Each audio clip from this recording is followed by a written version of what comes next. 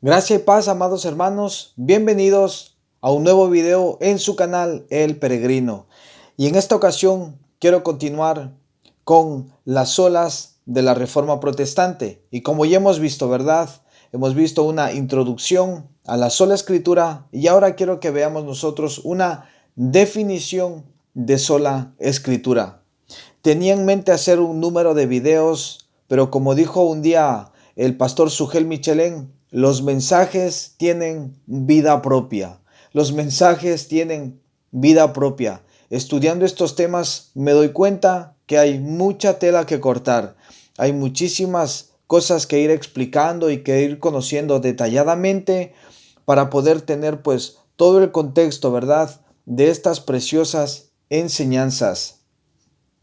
Y solamente les pido que nos llenemos de paciencia, ya que estas cosas, conocer estas cosas son necesarias para nuestro alimento y nuestra vida espiritual.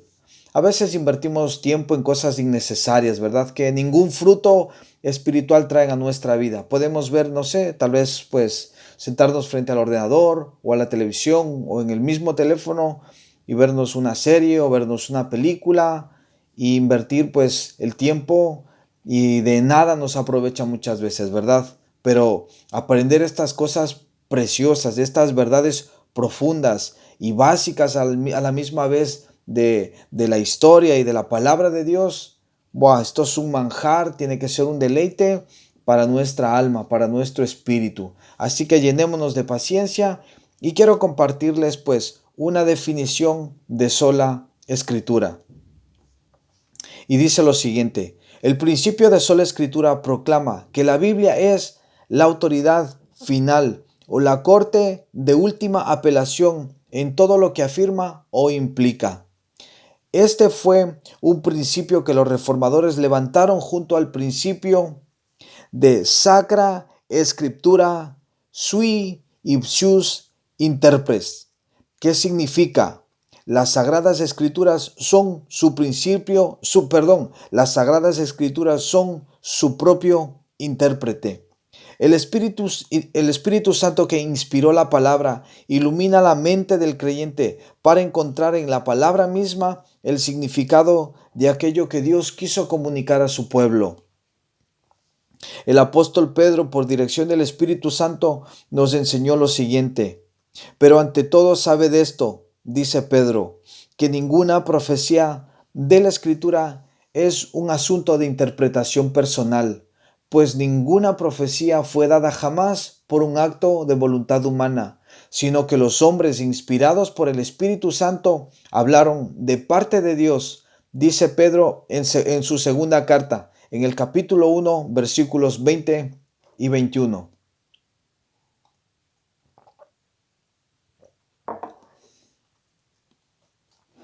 Ese solo pasaje nos deja varias enseñanzas. Número 1.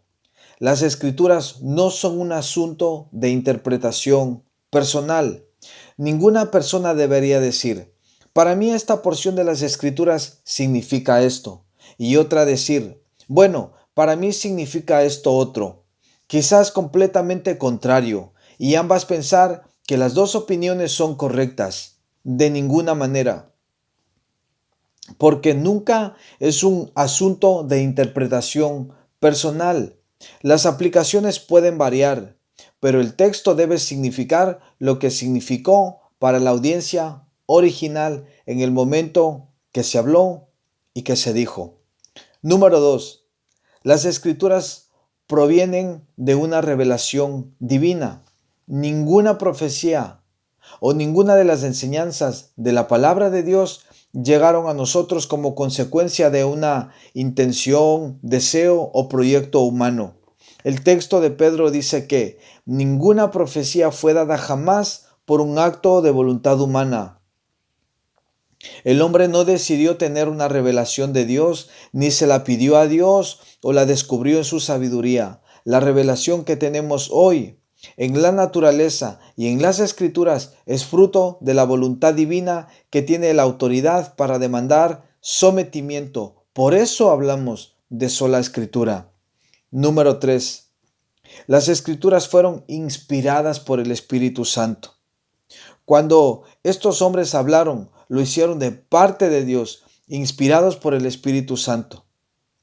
Es esa inspiración la que hace posible esta declaración del Salmo 119, verso 160. La suma de tu palabra es verdad, dice el salmista. La suma de tu palabra, no una parte, no una porción, no el Nuevo Testamento, sino toda la palabra de Dios, de tapa a tapa. Esa es la verdad. Dado ese entendimiento,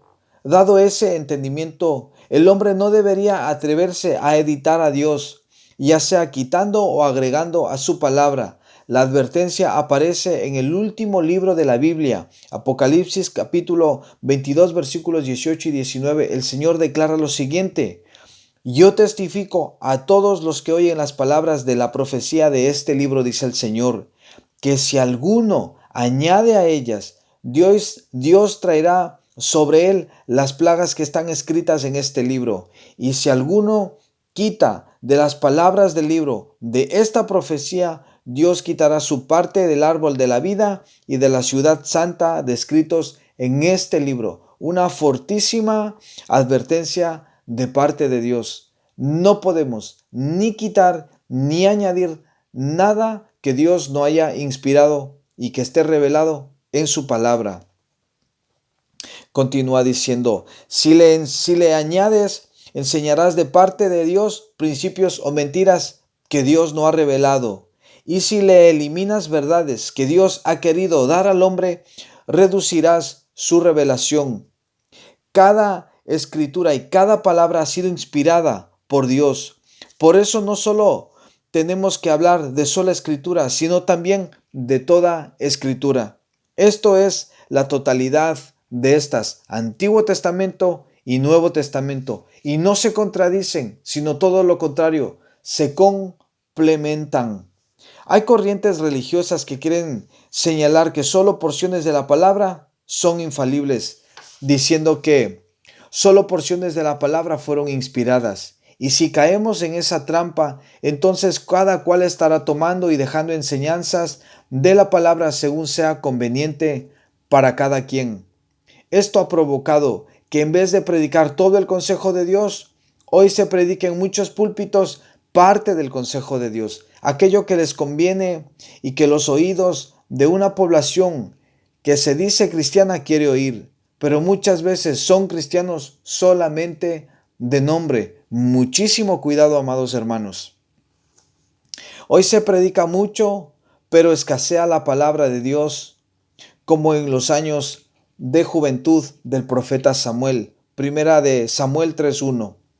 Hoy proliferan los púlpitos, pero no la verdad en los púlpitos. Tristemente, hemos visto en los últimos años una proliferación del error, de la mentira y del engaño. Y esto se debe a una sola razón: ignoraron el principio de sola escritura. Lo que creemos, enseñamos y hacemos en la iglesia cristiana, y esto depende de la autoridad que le concedamos a la palabra de Dios. Martin Lloyd-Jones, uno de los grandes hombres de fe y uno de los grandes teólogos del último siglo, dijo: sin lugar a dudas, todos los problemas de la iglesia hoy y todos los problemas del mundo se deben a una desviación de la autoridad de la palabra de Dios. Cuando la palabra de Dios no es la única autoridad en materia de fe y práctica, los creyentes terminan muchas veces con un Cristo menos importante que el que de verdad revelan las Escrituras, como los testigos de Jehová y los mormones que no creen en Cristo como Dios, o terminan sumándole a Cristo otros intermediarios como practica la Iglesia Católica. En otros casos, la falta del principio de sola escritura ha abierto las puertas a una cantidad considerable de materiales de enseñanza que corresponden a doctrinas extrabíblicas provenientes de supuestas revelaciones, sueños y visiones. El principio de sola escritura protege la verdad de Dios y la gloria de Dios para la revelación de su pueblo. En el resto de este capítulo quiero anclar en la palabra de Dios el concepto de sola escritura de una forma aún más clara y convincente. Y para tales fines voy a emplear textos del Antiguo Testamento y del Nuevo Testamento. Hasta aquí vamos a ver este video acerca de la definición de sola escritura. Y luego en el siguiente video quiero que hablemos acerca de las implicaciones de sola escritura. Y para ello vamos a ir analizando y vamos a ir, pues, mejor dicho, mencionando versículos del Antiguo Testamento y del Nuevo Testamento para que nosotros nos demos cuenta que la misma Biblia habla de sola escritura. Hasta aquí, amados hermanos, pues que la gracia y la paz de mi amado Dios esté con todos ustedes y espero de todo corazón que estos pequeños y cortos videos sean de edificación para nuestras vidas y que aprendamos de la historia y que conozcamos detrás de la historia la mano poderosa de nuestro precioso y soberano Dios. Él es el que lo hace todo. Él es el que marca los tiempos. Él es aquel Dios precioso, bueno y bondadoso, que le ha placido en este tiempo, pues abrirnos los ojos y poder entender todas estas preciosas verdades que enriquecen nuestra vida de fe. Y pues de esa manera nosotros tomamos la decisión de vivir para la gloria de Dios, engrandeciendo su nombre con todo lo que hacemos. Que Dios los bendiga, amados hermanos.